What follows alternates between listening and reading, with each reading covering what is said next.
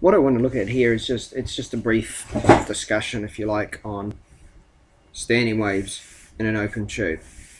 Hopefully you've already learned the basics of this, that your standing wave is a wave moving this way and a wave moving that way, same frequency, same wavelength, same speed, same amplitude, same everything. So two waves.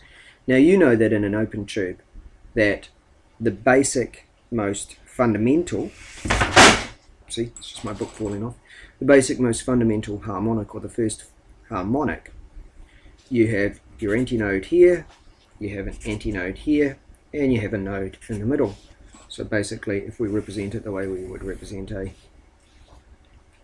with a transverse sort of thing, we can say like that. There's some good applets showing this, but this is not the point I want to talk about. We all know about standing waves and that sort of thing. Standing wave ends up having the same frequency as the waves that make it up.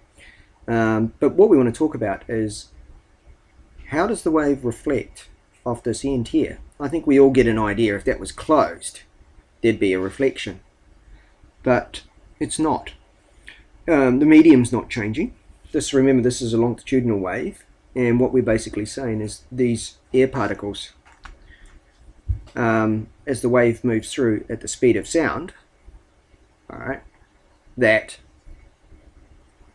we have a maximum amplitude, plus and minus, at this end point on the tube, both ends doing this, and we get the antinode. Now, how do we explain that? Why is there a reflection? Alright, there's no change in velocity there. We can sort of talk a little bit about air pressure and that sort of thing, but it doesn't really, you know, the explanation I like for this is to do with momentum. So for me, when we get to the end here, you know, a wave is always acting as a source of itself, if you like, anywhere. A wave traveling through the air, it acts as a source in 3 dimensions, spherically, if you like. It's always doing that. But without the tube, we don't have a wave moving out this way and creating a backwards wave. So why do we get a backwards wave when we have the tube, when we get to the end of the tube? And I think the thing is, when the wave gets to the end of the tube, it then goes outwards.